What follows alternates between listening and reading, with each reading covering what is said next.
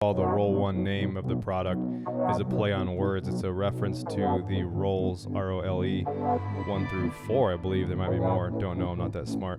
Roll 1, roll 2, roll 3, roll 4 is a reference to medical levels of care and levels of treatment. So roll 1 being immediate treatment, first responder, basically guys on the ground, EMTs, paramedics, 18 deltas, what have you overseas. That's considered roll 1.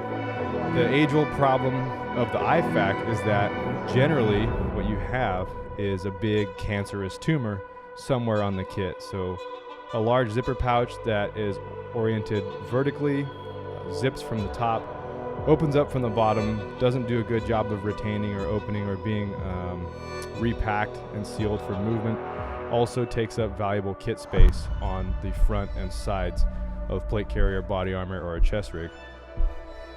So the idea was to relocate the roll 1 to, first of all, a tubular design that can be accessed from either side of the body by the end user's left or right arm.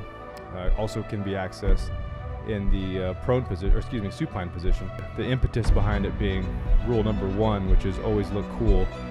Have your gear slicked down as possible so you can move and groove, get through tight spaces. Myself as an 18 Delta, I always want to be able to weasel my way through, a down vehicle, tight spots to access casualties and start work, right? So that's the idea behind it. Get it out of the way, put it in unused real estate. As a side benefit, it adds a little bit of lumbar support, looks cool, and is restockable and reusable.